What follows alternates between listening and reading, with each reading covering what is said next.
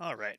So I loaded up a replay of a game that I just played here today, and I have this on my opponent's camera, and I'm just going to run the replay because I watch this. I like to watch the game from my opponent's perspective after, after I win or lose to try and learn, what their attention is being put on and how they're dealing with situations when they what my ambushes look like from their perspective, how well they're able to scout, how well I'm doing to scout what they're up to.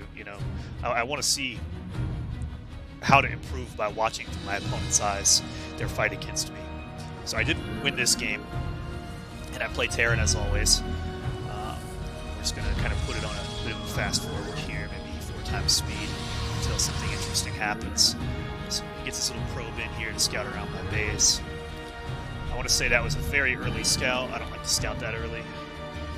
I feel like that early worker is better used to just gather resources until you get a bit of more of a stable income.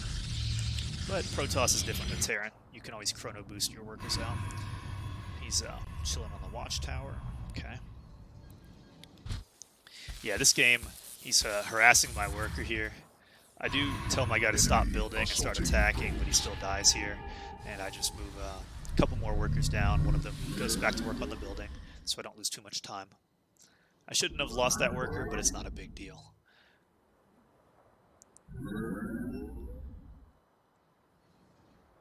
Little stuff like that does not cost you the game.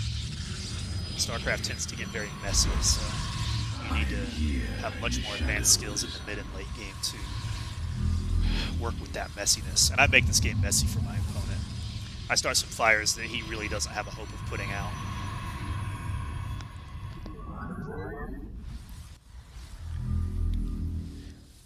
I do have to give him credit, though. He does show some fast reaction speed and some solid judgment at various points, but I don't think he really planned for what I was going for.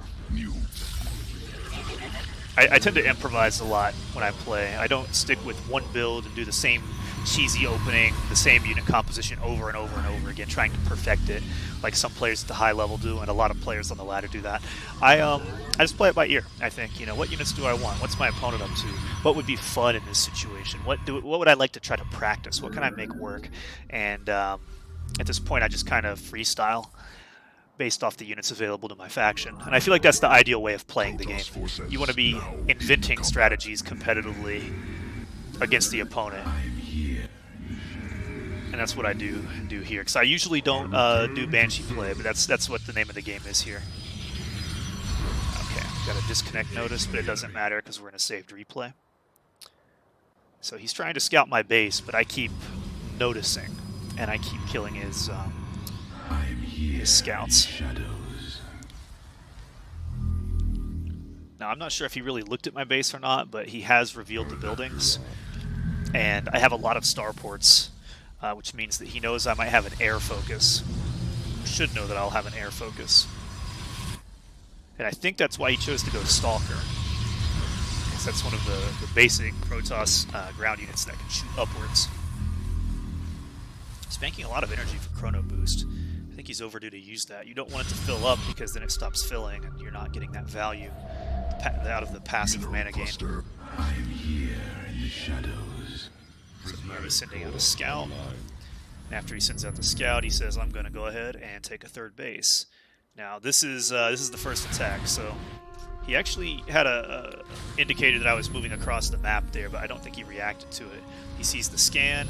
He's putting down his buildings, and then boom. He's quick.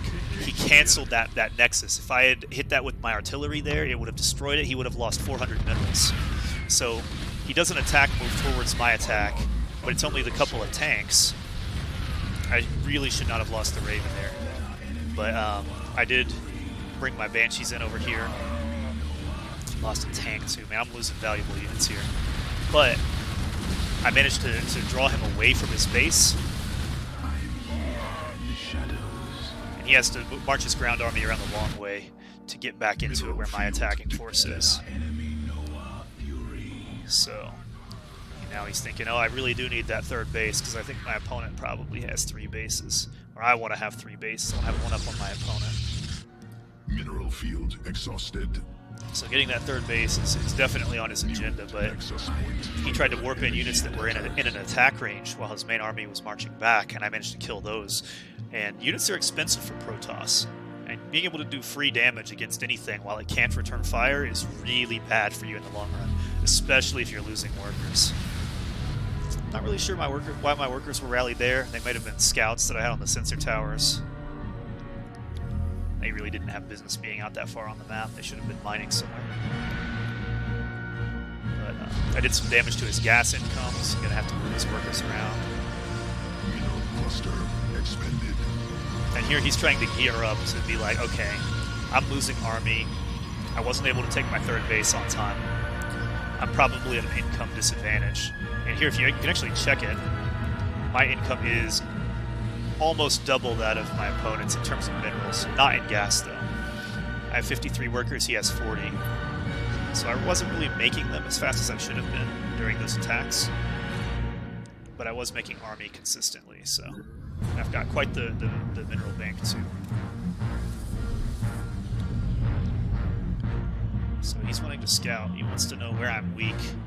And he sees I have a nice, strong anti-air squad there.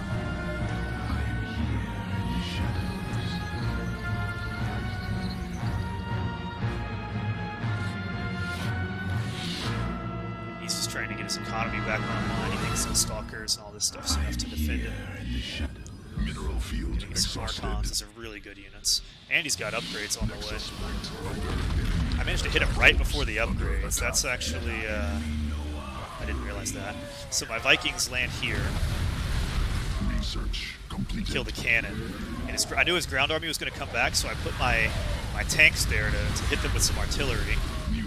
And then the Banshees come in. I lift off 2 Vikings and drop a scan to reveal the observer and kill it. Now my Banshees are invisible to my opponent.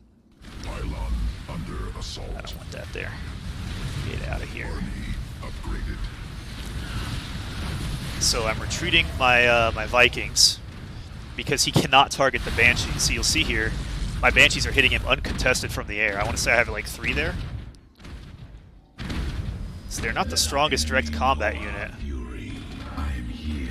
but they are doing damage and they are getting kills here. And it's enough to ward his army off to go group up with the Observer.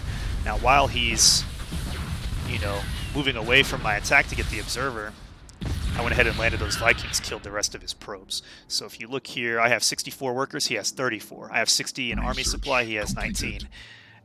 He actually has more pylons. He has a high max army supply. But he's having to use his chrono boosts on replenishing workers instead of on raising his army production. Whereas I keep getting these mineral banks. I could put that into you know, new bases. I could put that into new buildings to help me produce my army faster.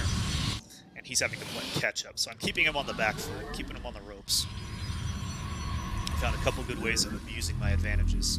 And that's all StarCraft is. It's trying to about leverage all the advantages that you can. Now, because I hit him here and he's sore about it, he starts putting cannons everywhere. He's not ready for this. Look at that. Workers falling left and right. And sometimes what I do is and then I juke him, so now his ground army can't come up. I'm hitting the pylons, I'm depowering those. Nexus point under enemy attack. So I can go ahead and take out the cannons, and I have enough time to kill the workers there, which I'm correct about. I decided to start killing some pylons on my way out. Just back and forth, because his ground army can't follow my Banshees. I have too many. He needs something to deal with it, and he just doesn't have it.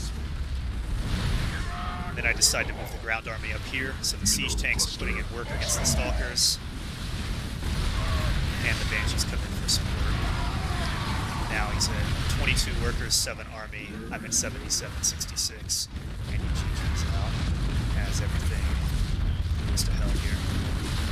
And then, you know, as usual, I usually spend a couple extra minutes in the game just practicing what my next moves would be had I not made the opponent tap out. What if I said, what if I'm losing? You know, I like to play around into these little what-if scenarios, or just, you know, do a victory lap and enjoy the fireworks, but I'm always thinking, how do I take another base? How do I defend where I'm weak? How do I do a tech transition? What if I ran into this? How can I split my army into a multi-prong out of this? How can I micromanage the battle easily? How can I, you know, pick apart the defenses in a safe manner? all these kind of questions come up just as a means of, playing around. But yeah, the flying units going back and forth here, and it's so funny because he fortified this hard. He's got batteries, cannons, all manners of things here, but it didn't matter because I didn't hit him there. When you hit him on the right, you come back, you hit him on the left. When you've hit him on the left and the right, and he's fortified, you start setting up ambushes in the middle of the map, taking more bases, setting up more scouting. Then he has to, reduce his fortifications to try and push out and find you, and then you can do some damage against him. You can take an economic lead. There's all these different ways of playing. Got my Vikings on patrol, looking for any air units to scout, and siege tanks. Just enjoying the fireworks, enjoying the aerial bombardment from my banshee base strategy. What a game! What a game! And man, he's got to be salty, picked apart by the cloak. Anyway, that's GG. I'll cut the video here. Thanks for watching.